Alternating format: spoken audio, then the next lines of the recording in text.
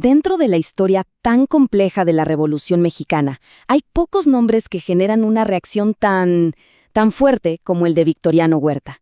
Fue un personaje clave, un dictador cuyo cortísimo tiempo en el poder dejó una marca imborrable en el país.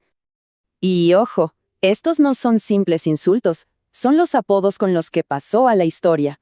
Dos palabras que básicamente resumen un legado de traición y de una brutalidad tremenda. El chacal, por su crueldad, claro, y el usurpador, por la forma en que se hizo del poder.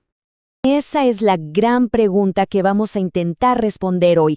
Es la historia de un hombre que salió de la nada, de orígenes muy humildes, escaló hasta lo más alto del poder solo para terminar cayendo en la peor de las infamias. Bueno, para entender al hombre detrás de estos apodos, al villano de esta historia, primero tenemos que poner sobre la mesa quién fue y qué fue exactamente lo que hizo. Su presidencia fue, en términos históricos, un abrir y cerrar de ojos, menos de año y medio, pero en esos 17 meses se desató una violencia que cambió por completo el rumbo de la revolución y que, por supuesto, consolidó su terrible reputación. Ahora, aquí es donde la cosa se pone interesante, porque Huerta no nació siendo un monstruo. ¡Para nada!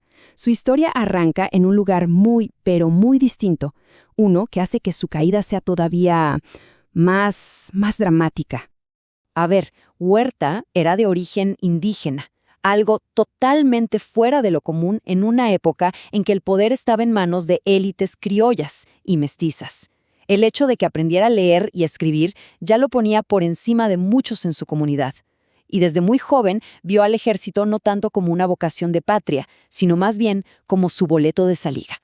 Y esta es una de las ironías más increíbles de la historia mexicana. El mismísimo Benito Juárez, el primer presidente indígena de México, le dijo estas palabras a un joven cadete Huerta. Veía en él una promesa para el futuro. Claro, no tenía ni la menor idea de que le estaba hablando al hombre que un día traicionaría por completo los ideales democráticos que Juárez tanto había defendido. Y hay que decirlo, cumplió con esa promesa inicial. Fue un cadete excepcional, un ingeniero y topógrafo muy talentoso. Durante el larguísimo régimen de Porfirio Díaz, el famoso Porfiriato, Huerta prosperó. Se convirtió en un general de confianza, uno de los pilares de ese viejo orden. Pero todo ese prestigio, toda esa carrera, se iba a venir abajo en un solo acto de traición.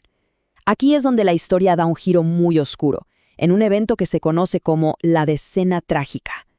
Pongámonos en contexto. Madero, el hombre que había logrado derrocar a Porfirio Díaz, ahora era presidente. Pero su gobierno era débil. Entonces, en la capital, estalla una rebelión de generales del antiguo régimen. La ciudad se convierte literalmente en un campo de batalla. Y aquí el presidente Madero comete un error que le costaría la vida. Confió en Victoriano Huerta para defender su gobierno. Pero Huerta estaba jugando a dos bandas. Mientras fingía luchar por Madero, en secreto, estaba negociando su caída. Utilizó el poder que Madero le dio para arrestar al mismo hombre que se lo había confiado. Una traición que culminó con el asesinato a sangre fría del presidente y del vicepresidente. Y esto demuestra su astucia, ¿eh? Para darle un barniz de legalidad a todo el asunto, forzó al secretario de Relaciones Exteriores, Pedro Lascurain, a asumir la presidencia. El único acto de gobierno de Lascurain fue nombrar a Huerta como su secretario de Gobernación, y luego renunciar. En menos de una hora, Huerta pasó de ser general a ser presidente, todo bajo un supuesto manto de constitucionalidad. Una locura. Claro que una vez en el poder, esa máscara de legalidad se cayó rapidísimo, y lo que quedó al descubierto fue el verdadero rostro de una dictadura militar. El contraste es que no podría ser más abismal. Madero representaba la esperanza de la democracia, de la reforma. Huerta, en cambio, era la fuerza bruta. Reemplazó el diálogo por la eliminación de opositores y el Estado de Derecho por el poder de las armas. Y no eran amenazas en el aire. Gobernadores que se negaron a reconocerlo, como Abraham González, fueron eliminados. El caso más sonado fue el del senador Belisario Domínguez, que fue secuestrado y asesinado solo por atreverse a dar un discurso en contra del régimen. ¡Un discurso! Cuando el Congreso intentó investigar qué había pasado, Huerta simplemente lo disolvió y mandó a arrestar a sus miembros. Así de simple. Un régimen de terror necesita fuerza para sostenerse. Huerta lo sabía y se propuso armar un ejército gigantesco, 250,000 hombres, una cifra astronómica para la época. La pregunta era, ¿de dónde iba a sacar tantos soldados en un país que lo odiaba? La respuesta fue la leva. Su ejército no era de voluntarios patriotas, para nada.